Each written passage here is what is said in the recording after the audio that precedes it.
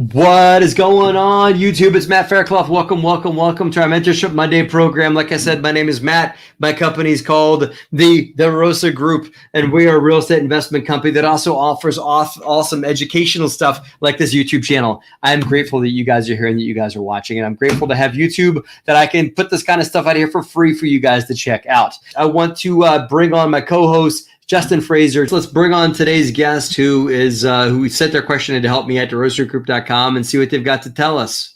Who we got today? We have Rod. Hey, Rod, what's going on? I live in New Hampshire, so I'm an out-of-state owner. And so I do have several questions about the best way to move forward in getting more properties. And I would like to pose some of those types of questions to you. Okay, I got you. How many units are the two multis? The first unit I have is six family, and the second one is a 4-family. Now, the 6-family is just about renovated. I already have tenants and everything.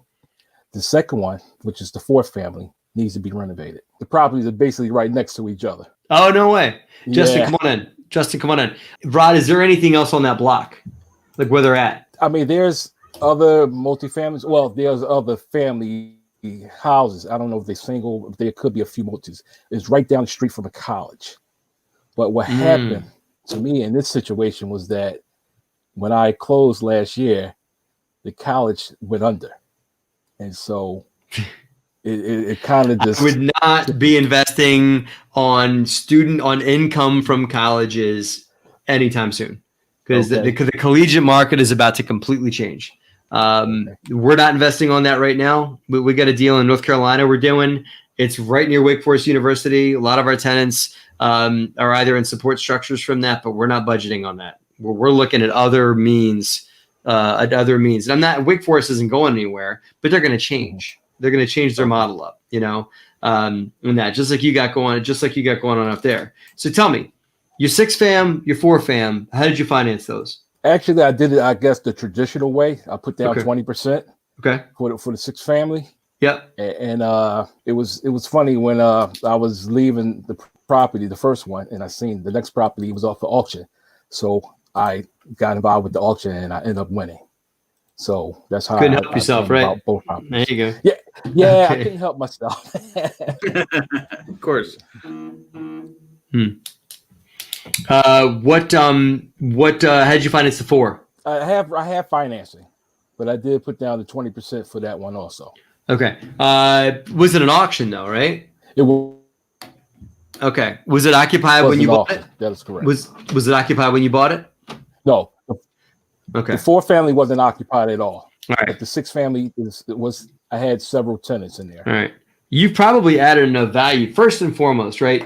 You've added enough value to where you could keep doing like a BRRRR strategy. Buy the properties, renovate them, rent them out, refinance them, right? So what I would do first and foremost, I would do a package refi on the 6 and the 4 together.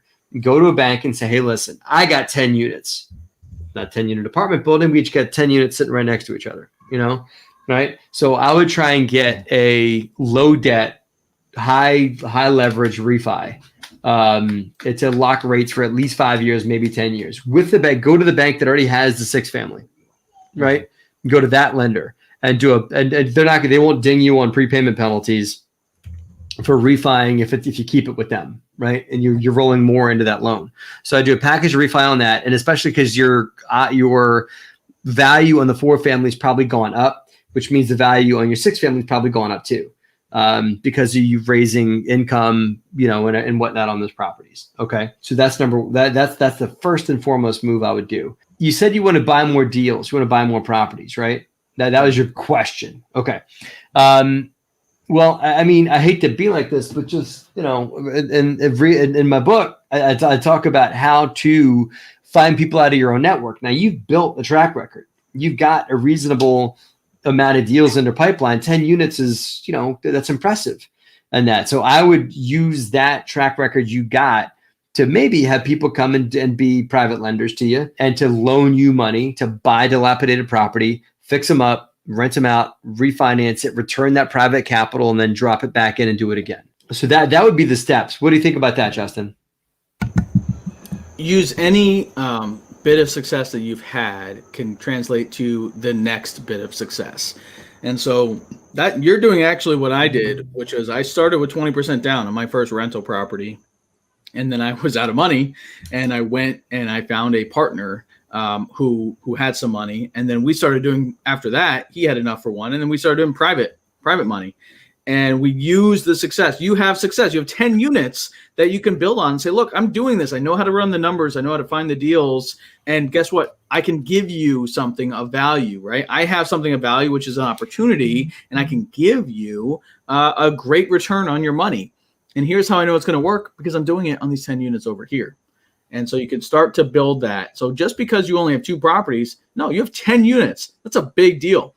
And build on that success.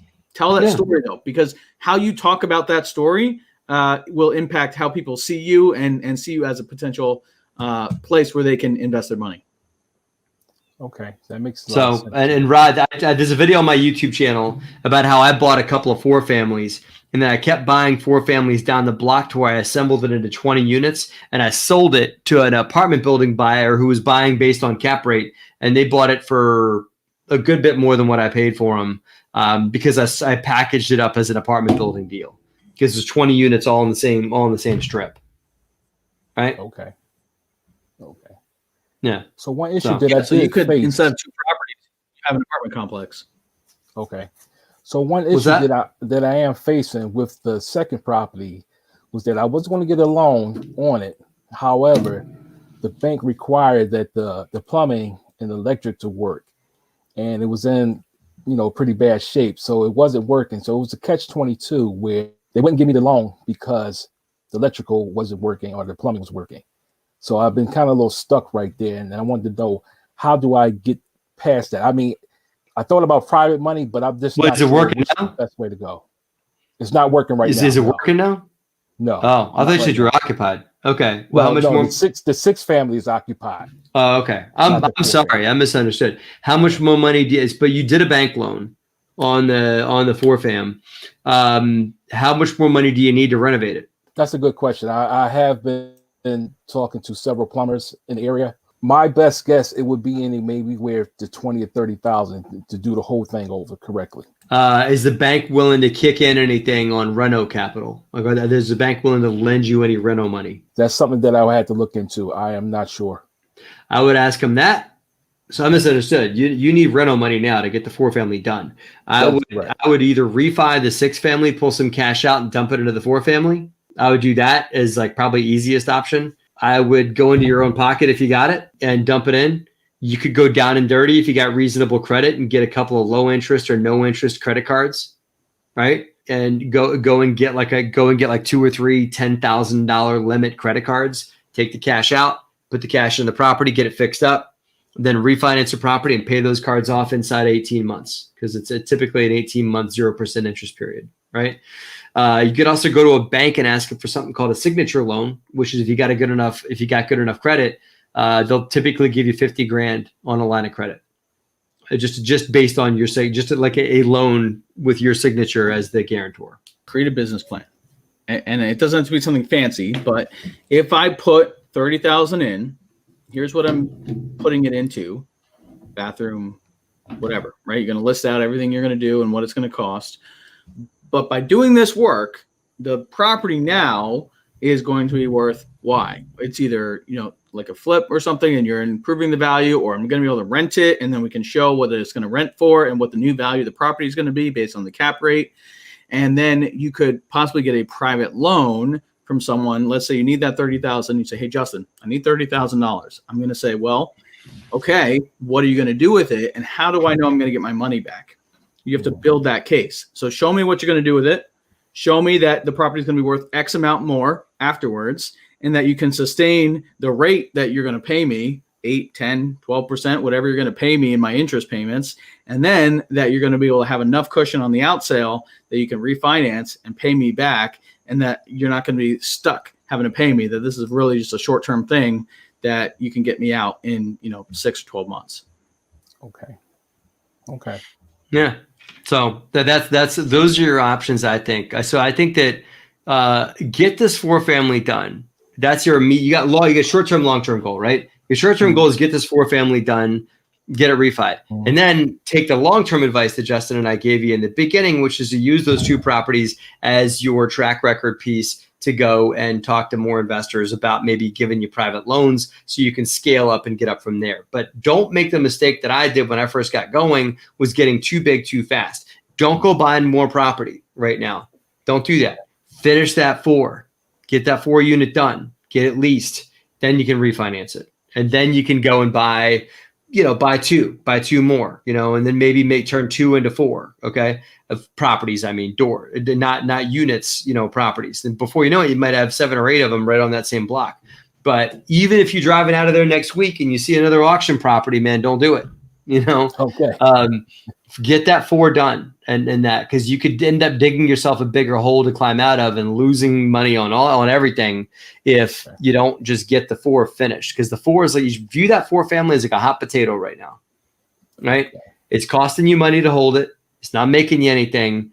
Get it up, get it turned around, get it finished. Find that 30 G's to get the plumbing and electrical done. We gave you a few options here on how to do that, but put the pedal down on getting that work finished, and then you can take it. Then you can level up. But if you get that done impeccably and fast, the faster you'll level up and hit and be at 20, 30 units. Okay. Okay. All right. I understand. Yes. Rod, I expect to see you posted on DeRosa Insiders, man. I'd like to see you contributing to the community, letting us know how you do. Thank you, Justin. Thank you, Rod, for joining us. Come see us all on Insiders, or email us at helpme@derosagroup.com to come here and be a part of the show. Let's do it together, Justin. Ready? Have a great profitable week.